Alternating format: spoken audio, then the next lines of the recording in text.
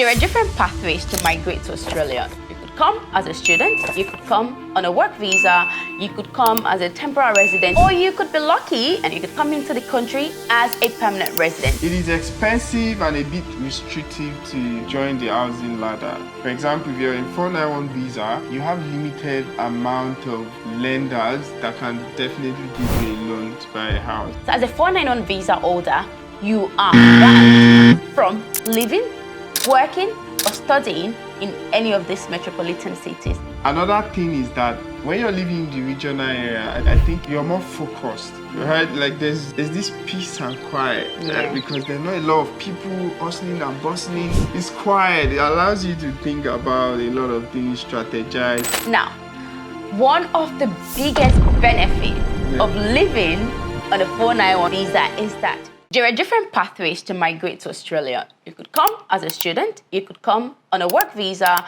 you could come as a temporary resident, which are different categories, or you could be lucky and you could come into the country as a permanent resident, which is amazing.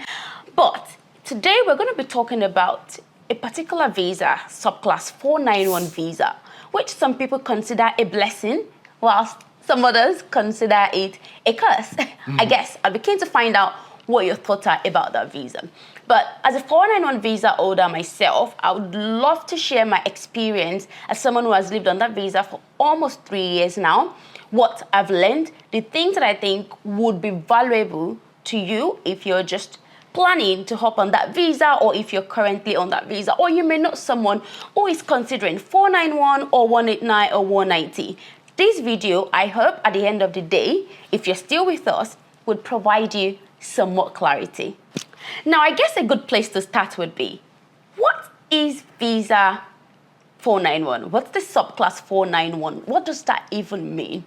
Now, the subclass 491 visa is a skilled work regional visa where you get nominated by your state or your territory, which allows you to only live, work, or study in a regional area. So you are not allowed to live, study, or work in any of the metropolitan areas. And Australia has 3 major cities, which are Sydney, Melbourne, and Brisbane. So as a 491 visa holder, you are banned from living, working, or studying in any of these metropolitan cities that I've mentioned. Now, with that understanding, stay with us on this journey while we share with you some of the benefits, or pros, as you may call it, and some of the disadvantages of living on a 491 visa. I guess the first one in this point is we're going to be looking at important areas such as housing, career, health, and just general living in Australia as a temporary resident. That's correct. So from an housing point of view, Noah, do you want to share with us what are some of the things that we've benefited from as a 491 visa holder, and what are some of the things that we've been at a disadvantage due to the type of visa that we have? Yeah, that's correct. Thanks, Tara. The first thing to know is that when you're in a 491 visa, because you're restricted to actually living in the regional area, you have access to relatively cheaper housing. Okay. So I say relatively because, of course, housing is a relative concern. Yes. It depends on the type of house, your taste, and other factors. But the critical thing is, on the average, in the regional areas, you find more affordable housing. Right, okay. Compared to the big cities, Yes. where you may be renting one condo and it's like thousands per week, and then, you know, whereas in the regional area, you may just be paying like 300, 350.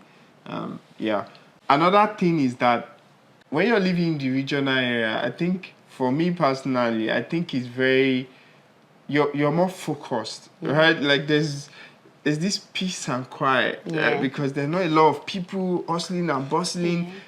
It's really, in Australia, bushes and, you know, construction. nature, we call it nature. Greenery. And things like that. I love it. So yeah, it's quiet. It allows you to think about a lot of things, strategize. Unlike if you're in the big city where the trains, the traffic light, you know, hustling and bustling, and I actually don't want that life. So I love it in the regional area. You know, it's quiet. Yeah. those are some of my pros. There are more, but yeah. Okay. So I guess for me, thinking about the pros from an housing point of view is the regional areas are not as bad as people think they are. So we've lived in two regional areas, Tassie and regional Brisbane, right? And to be honest, I haven't felt like I was missing out on anything. But I'll be I'll put a caveat to that. So when we first moved to our current regional space, in my mind, I was like, oh my goodness, what is happening? The houses were beautiful, everything was fine, but I just felt as though it was too far from the closest African store, which, to be honest, I do not even visit every time. So we go there occasionally. So, you know, slowly that fizzled out and that stopped being a bug. Now you started planning properly, you know. When you take stock and say, hey, here are the list of what we need to buy, and then we go once, bulk buy, and you know, that's how you fix that.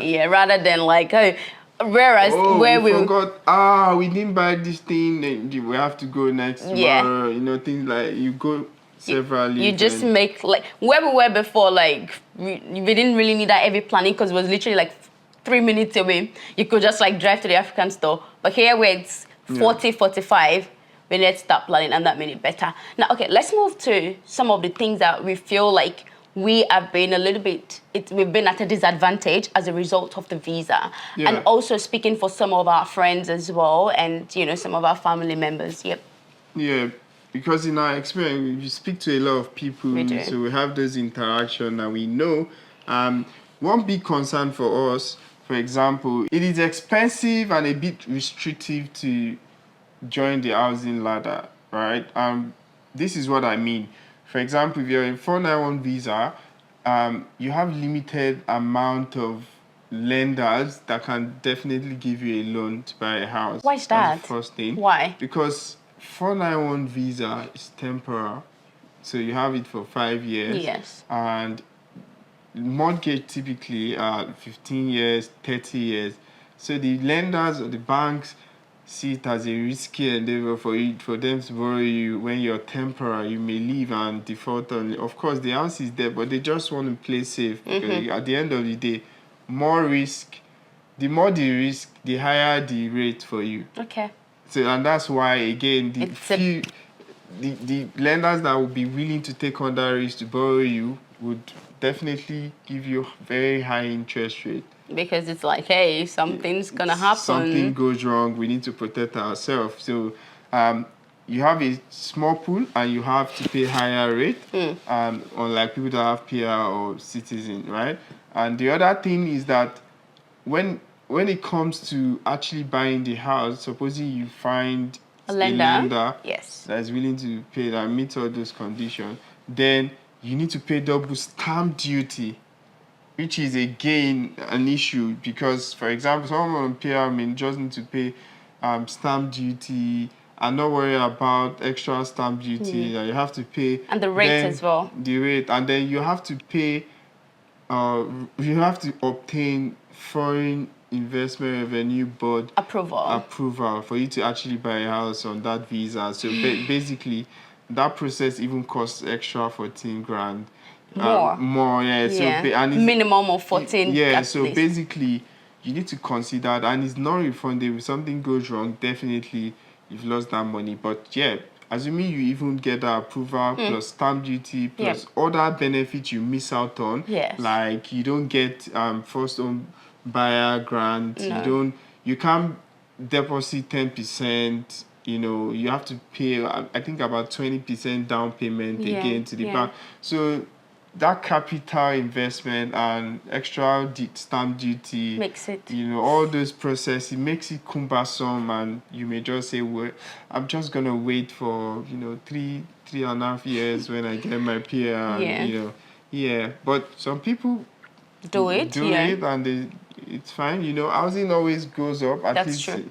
Because now Australia is in a housing crisis and there's shortage of housing, so basically you already know that the house can appreciate and you may gain equity, but again, it depends. It depends on person to person. If it makes sense for you and you can go through those different orders, then good on you. Wow, amazing. So in that instance, when you vary what you would have to do as a 491 visa holder versus if you had your permanent resident or if you're an Australian citizen, there is a massive difference and you need to gain an appreciation of that difference. I guess the caveat that we probably didn't have, which I'm going to add at the end of this video, please stay with us, okay? There's something that I've got for you at the end of this video in relation to people living on a 491 visa and the ultimate benefit that comes with that visa. Now, with that understanding, shall we move to some of the... When it comes to career, I'm keen to hear your views on that because you have so much experience and strategies as well. Okay. You know, that we've actually used coach our student as well as seen skills. So keen to hear what were some of the challenges you faced when it came to, you know, getting a job on a 491 visa. I'm talking about high skill job here. Okay. Well, you can talk about general job. Yeah. So with the job, that was quite interesting, you know, because when I came to the understanding of what the 491 visa really, really meant, I guess because I was living in a regional area at that point in time, there wasn't so much impact. It became a problem when we were starting to explore moving to other places, or another states. So that became a little bit of a stringent. It became really, really hard. I guess in that instance, again, because you cannot work in the major cities where you predominantly have like massive options, pool to choose from, it makes it really difficult. So for me, when I was on maternity leave and we had our baby and I decided it was time to go back to work, I had to put a strategy in place, noting that I wasn't one of those soldiers that would just go to Seek or Indeed and just plunk in the business analyst or scrum master and just search away. I had that restriction where, oh, it's in Brisbane, move. It's in Sydney, swipe. Do you understand? So that was hard. It was interesting. It was annoying, especially because I had to turn down some offers as well. You know, getting a job. And it's like, yay, congratulations. And then it's like, yeah, but the office is in Melbourne. Like, that was quite tough for us, having to turn down that offer because it was so good. It was. I mean... it was a full-time job. The money was good. I was going to be a consultant. It was... And so that was tough. So we've been burnt as well as a result of the visa. But we've also had like really good stories. But, you know, to answer your question, from a career point of view, you need to have that strategy. So what I would do in those moments, what I did in those moments was, I wouldn't just turn down a job because it says Brisbane, Sydney, or Melbourne. I would go to my best friend, online best friend, which is Google, search for the company. Oh, where are the other branches? Oh, okay. Do they have another branch in New Zealand as an example? Do they have another branch in Perth? Do they have another office in Adelaide? Do they have another office, you know, across the other states where I can work? So I wouldn't just look at a job just because it says Brisbane and just swipe. Please, if you're currently doing that, don't. Because you just never know. Oftentimes, I found organizations will just pop in their main office, their headquarters, on the job listing, but that may not necessarily be where they are recruiting for. So you need to go that extra layer to search for that company on Google and see where their other headquarters or offices may be, other offices may be rather. So that way, if you shoot your shot, you could speak to the organization and say, hey, here's my situation. Could you possibly allow me to work from home, where you pop my home address on my contract, or where you pop the other address of the regional offices on my contract? And that works. So for me, the strategy there was to ensure that I didn't just swipe away just because the job said Sydney, Melbourne, or Brisbane. I did that extra layer of searching for that company, try to see if they had other offices in the places that I'm allowed to work. And that works all the time. That is brilliant. And if you're thinking about exploring a high growth career, like you want to be a business analyst, Scrum Master, product owner, and maybe you've taken a training, maybe you've explored different opportunities and you've not been able to be successful on that journey today, I want to tell you that we can help you we've helped a lot of people seeing skills to Yes. be able to transition and enjoy their life and they're enjoying their career. Yes. And yeah, 491 should not stop you. No. We've helped a lot of people No. who are on 491 secure jobs, and some of them are working in Perth, Adelaide, they're working in Tasmania. So you can do it as well. And we have strategies. We are she's on 491, bridging to 491, and yeah, we have strategies. You're the bridge. Yes, so look, hey, 491 is not the problem. The approach and the strategy that you currently have, perhaps, is the problem. So if you have that pain right now, by all means, please leave us a message in the comment section and we can definitely have a talk, okay? All right, Tyler. So the next point is pretty much general living. So what are the pros of living on a 491 visa in Australia? Well, there are a lot now that I think about it, now that I'm thinking about it. Yeah, I definitely think there are a lot. So I guess the first one is really things can seem a bit close. So from my experience right now, because we're in a regional area, the government is trying to uplift the experience of people living in those areas. So you tend to have new things. You have the advantages of living in a new house all the time, like a newly built house. You could be renting, but yes, it's a new house. No one's ever lived there. Like our house is new. Yeah, and that experience was so nice. Yes, so because no one has ever lived there.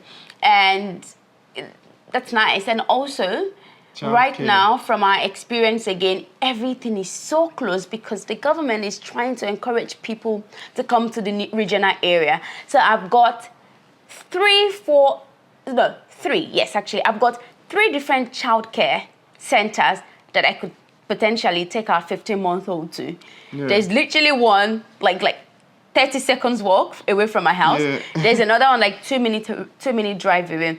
And I recall previously people would say to me, oh, you need to pop yourself on the wait list. I'm not scared of wait list because I'm swamped with options. So I guess that's another advantage. And new ones. And new ones. Oh my goodness. Yes, how can I forget that? New ones. Like my baby is gonna be one of the ones to cut the ribbon, launch the new childcare centers. For us, the swimming is recreational activities as well. Everything is close by. Yeah. So dental is close, GP is close, swimming is close by. We've got Coles, we've got Woolies. New ones. New ones. From our experience, again, that's a really, really big advantage for us. What do you think? Yeah, I think fresh air, you can take a walk. You can take a walk in city as well, but it's so busy, cars, but here, you can literally be the only one, or you and a few others just taking a walk on the pathway. Like sometimes I want to read or listen to my audiobook and I just take a walk. Yes, and you just and go. It's just me. Everything's new all the time. Yeah, the pathway is even new. Yeah. I'm just walking, seeing constructions happen, just enjoying the greenery. The ambience is just nice. Yes. I love that actually. I genuinely love that, And what else? Yeah. So I think you don't have a lot of pressure on things compared to if you're living in the city. Right? What do you mean? What do you mean by pressure? So if you're in the city, say you are going to the bank, for example. Okay. There'll be so many people. If you're going to supermarket, there's so many people. If you're going to childcare, of course, there's traffic. Wait list, and then there's wait list as well. Any service, there are more people there are more people there. That's right. But here, where they are actually even wanting you to just come, explore, maybe they've just recently built it, they need more people. The experience is better. My gym, literally, not a lot of people there, you have all the equipment. Whereas you go to the city, there are more people. Yeah. It has its pros and cons, right? But yeah. This is our experience. Sometimes it's just nice that you have more things that are new. Okay. All right. Thanks for sharing. So general living, what are some of the disadvantages? Let's say, what are some of the cons from your lens? Yeah, from my lens, it's the fact that you travel everywhere. So you want to do visa things. So the necessities that we said are close, right? You find all those day-to-day, services. Yes. Because there's not so much difference between the city and regional in terms of I agree. the structure. I You agree. have I supermarket, agree. you have all those services. It's not like Nigeria where things are not planned out, per suburb, you have basic things, but there are some specialized and optional things. Like the like the grocery for Yeah. Africans, like a grocery store. Yeah. Or even things like wanting to like get an African person to make your hair. Yeah, That could be fun because they would predominantly live where there are more people, which makes sense Doesn't from a make business sense point of to view. come and situate your business where you have very low footprint of customers. So some services may be far. Yeah. You have to travel, and that may be challenging. But there's a way around. It's about planning and knowing. Oh yeah, we work remotely all the time. So And that's why we don't have that pain. Yeah. So, but some people they need to travel to work every time. So that may be a big drive. I remember when I was working in Queensland University for a bit. Yes, that was a pain. And that was a pain for me because then I have to wake travel. up. Yeah. Wake up at 4:30 to travel, and sometimes I still get there late. And it's just ridiculous. Like, oh my God! So I woke up 4:30 before half of the country, but then I still get there late. So. Yeah. So that means in some people's context, whilst it is not necessarily a pain for us, that could be a disadvantage for you to look out for. Yeah. Because for us, we work remotely. I work as a senior business analyst. He works as an agile delivery lead, and we work predominantly from home. Yeah. I go to my office perhaps maybe 3 times or 4 times in a year. Depends on what's happening. But that's as a result of the work that we do. So if you want to explore a career like that, leave me a comment. Yeah. Oh, you may say I'm working the city. Yeah, I'm not yet on the 491, so I'm bridging, so I'm allowed to do that. You don't work in the city. For Queensland. Oh, then. Yeah. Oh, okay. Oh, yeah. So in talking about generally, what are some of the advantages from our experience? Okay. So let's talk about some of the disadvantages. I guess you just talked about one of it. The other one perhaps would be the fact that you may, because you're in a regional area, and because everyone's so dispersed, you may be far away from your friends, your real connect. Yeah. Like the people that you have connections with, everyone's living so far away because you've gone down to the down far part, out the outskirts. Socializing may be a little bit tough because thinking about it now, all the events that we've had to go for, at least none has been less than half an hour. Yeah.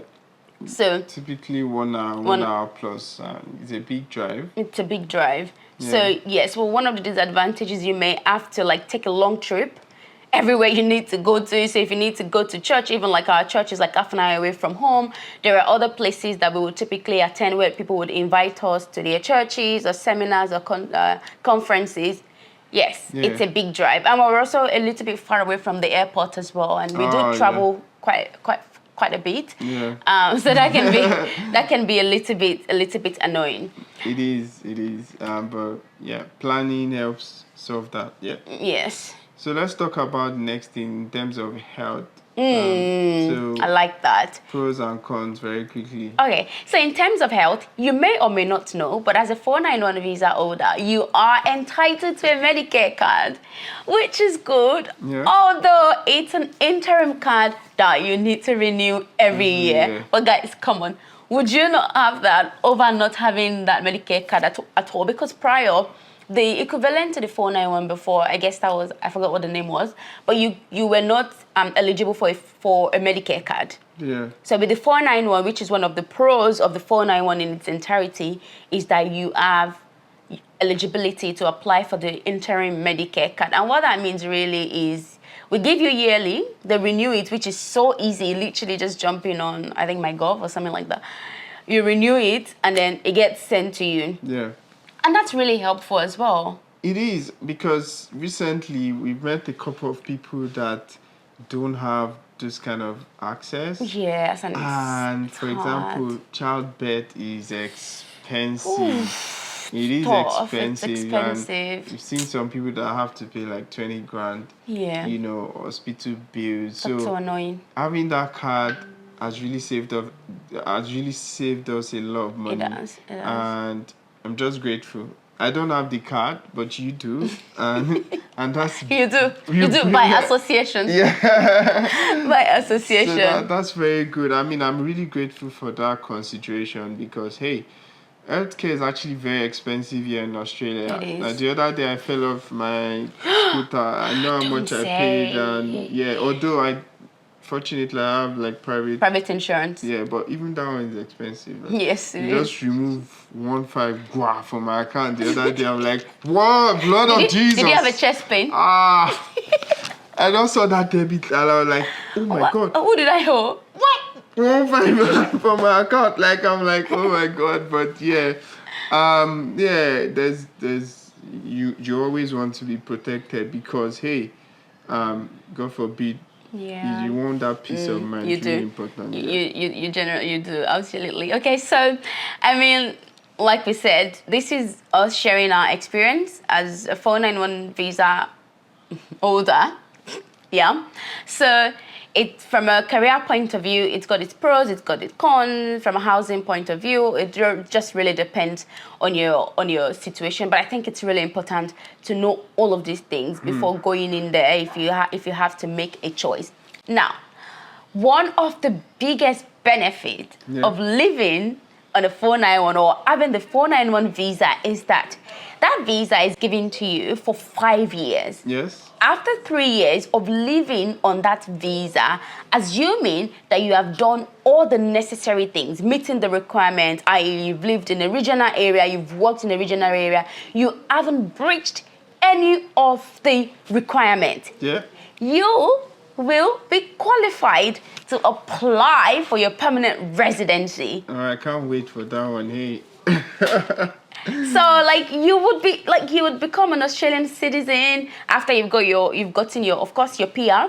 So is it a blessing? Is it a curse? Let me know. But yes, it's a visa. You have it for 5 years. Within that 5 years, after you've lived on that visa for 3 years, you can lodge an application to apply to be an Australian permanent resident. And I think 1 year after you've lived on that PR, you would be eligible for the citizenship, which is amazing. We've got a lot of friends like us as well who are so keen. Everyone's gathering all the documentation. So please start to collect all your documentation if you currently live on a 491 visa. Ensure that you do not breach that rule. Very important. Please, it's not worth it. Yeah. So if you get a job and the money is like 160K and they're saying to you, come to Sydney, please say no. Remember, you don't want to jinx your permanent residency just because of a 160K job. It certainly is not worth it, okay? Yeah. It is very important to make sure that you're compliant. Make sure you don't leave study or work in the cities, Brisbane, Melbourne, and Sydney. Avoid. Avoid. Once you're compliant, 3 years goes by so quickly. Fast, and then you get your permanent resident, and then you can do anything you like. So anything, you're free. You're a free bird, which is beautiful. Keep in mind, I know you may be saying, can I work in other areas of Australia? So if I got nominated in Queensland, can I work in Tasmania? Yes. I guess you can. We were nominated in Tassie. We moved to Queensland, regional Queensland. There's that flexibility as long as it's regional area. So it's important for you to check. Yes, please. Yes, please. Yeah. If you are ever in doubt, just go to the Home Affairs website. Yeah. Go and squeeze through, read. Please don't leave your destiny in the hands of agent. I'm going to talk about that in another video, but please go to their website, read. You can even give them a call if you're unsure about anything and ask them. Another last thing that we wanted to leave you with is if you're on a 491 visa, you have the opportunity to travel in and out of the country. Yeah. But you must know that if you do leave the country at any point in time, that may trigger the Home Affairs Department to request for your travel history, which may be an unnecessary endeavor to to go through. Yeah. But with that understanding, I hope that you've stayed through to the video. Yeah. You have learned and documented and watched. Please share this video with anyone who currently lives on a 491 visa or anyone who is thinking to hop on that visa. And we talk everything career, life in general. Yes. Check out Sync Skills. We're going to link in the comment Our section, socials, in the description, for you to actually check out if you want to become a business analyst, a project manager, a scrum master.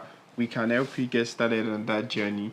So, see you in the next video. Stay tuned and remember, 491 visa is not the problem. Let us know in the comment section if you think it's a blessing or a curse, or if you think it's a blend of both. See you later. Bye. Bye.